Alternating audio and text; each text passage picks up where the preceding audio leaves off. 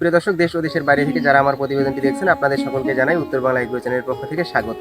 তো দর্শক, মরিচ চাষের আরেকটি পর্ব নিয়ে আপনাদের সামনে হাজির হয়েছি। তো আজকের পর্বে থাকছে আমি আমার মরিচ গাছের ফলন বৃদ্ধিতে এবং গাছগুলোকে সুস্থ রাখতে কী ধরনের রাসায়নিক সার কীটনাশক প্রয়োগ করছি এবং এটি প্রতি শতাংশে কী হারে কোন সার কতগুলো প্রয়োগ করছি এবং গাছ থেকে ঠিক কত দূরে এই সারগুলো আমরা দিচ্ছি এবং এই সারগুলো দেওয়ার 7 থেকে 10 দিন পর আমি কী ধরনের ফলাফল পাইলাম।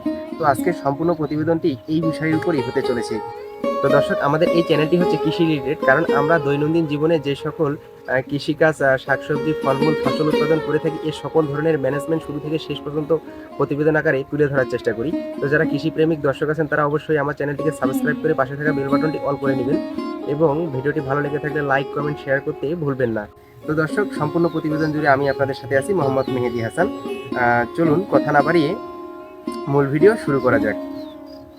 সুপ্রিয় দর্শক, আপনারা যারা মরিচ চাষ করছেন কিন্তু মরিচের গাছগুলো জীর্ণশীর্ণ হয়ে গেছে, আশানুরূপ ফলন পাচ্ছেন না, বিভিন্ন ধরনের ভিটামিন ব্যবহার করেও ফল পাচ্ছেন না, মরিচের ফল হচ্ছে কিন্তু ফল ঝরে যাচ্ছে এবং গাছগুলো হলুদ হয়ে যাচ্ছে, তো এই ধরনের সিনড্রোম দেখলে ভিডিওটি হতে চলেছে আপনার উদ্দেশ্যে। তো দর্শক, অবশ্যই এর সমাধান পেতে ভিডিওটি স্কিপ না করে শুরু থেকে শেষ পর্যন্ত দেখতে থাকুন, ইনশাআল্লাহ সমাধান পেয়ে যাবেন। তো দর্শক, আজকে আপনাদের সাথে আলোচনা করব যে মরিচের ফলন বৃদ্ধিতে আমি কি রাসায়নিক সার ব্যবহার করছি এবং এই সারগুলো ঠিক কোন সময় অর্থাৎ গাছের কেমন পরিস্থিতিতে প্রয়োগ করতে হবে এবং গাছ থেকে কত দূরে প্রয়োগ করতে হবে। তো আজকের সম্পূর্ণ প্রতিবেদনটি দেখলে আশা করি এই বিষয়গুলো আপনারা জানবেন। দর্শক, আপনারা স্ক্রিনের সামনে দেখছেন যে আমি হেম্যাক প্লাস অর্থাৎ magnesium sulphate, Librel boron, soluble boron, বেক্সিল zinc অর্থাৎ চিলেটেড জিঙ্ক, দানাদার এমওপি অর্থাৎ পটাশ এবং সাথে ডিএপি, সর্বমাত্রা ইউরিয়া আর দানাদার জৈব উজ্জীবক অর্থাৎ দানাদার যে কোনো ধরনের পিজিআর এই সারগুলোর সাথে ব্যবহার করতে পারি অর্থাৎ মাটির উর্বরতা বৃদ্ধিতে। তো প্রতি শতাংশে আমি কি পরিমাণ রাসায়নিক সার ব্যবহার করছি সেটা বলি। তো ইউরিয়া প্রতি শতাংশে 300 গ্রাম, এমওপি বা পটাশ 200 গ্রাম, লিব্রেল বোরন 15 গ্রাম, বেক্সিল জিঙ্ক 5 গ্রাম এবং দানাদার পিজিআর বা জৈব উজ্জীবক যাই বলেন না কেন এটি 30 গ্রাম। তো আপনাদের যেহেতু বাংলাদেশের বিভিন্ন অঞ্চলে জমির বিভিন্ন ধরনের হিসাব ধরা হয়, তবে শতাংশ কিন্তু একই।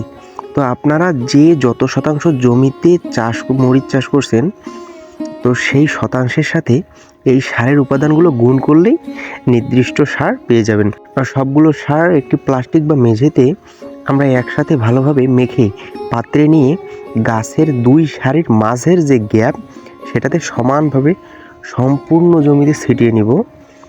আর এটি করবেন আপনার জমি নিড়ানি দিয়ে ঝুরঝুরা করে, অর্থাৎ এই সারগুলো ছিটিয়ে দিয়ে পানি সেচ দিবেন। তো যদি রবি মৌসুমে আপনার মরিচ চাষ করে থাকেন আর বর্ষাকালে মরিচ চাষ করলে সার ছিটিয়ে রাখবেন, বৃষ্টির পানিতে সেটি জমিতে ডাইলেশন হয়ে যাবে। আর এই সব সার ব্যবহারের 7 দিনের মধ্যেই রেজাল্ট পেয়ে যাবেন, যেহেতু আমি পেয়েছি। তো দর্শক, যারা আমার মরিচ চাষের শেষ পর্যন্ত আপডেট পেতে চান তারা অবশ্যই চ্যানেলটি সাবস্ক্রাইব করে একটি কমেন্ট করে যাবেন, আর ভিডিওটি ভালো লাগলে একটি লাইক দিয়ে যাবেন এবং বেশি বেশি শেয়ার করে দিবেন। তো দর্শক, এই থাকছে আমাদের আজকের প্রতিবেদন। মরিচ চাষের আরেক পর্বে আপনাদের সাথে দেখা হবে। আল্লাহ হাফেজ।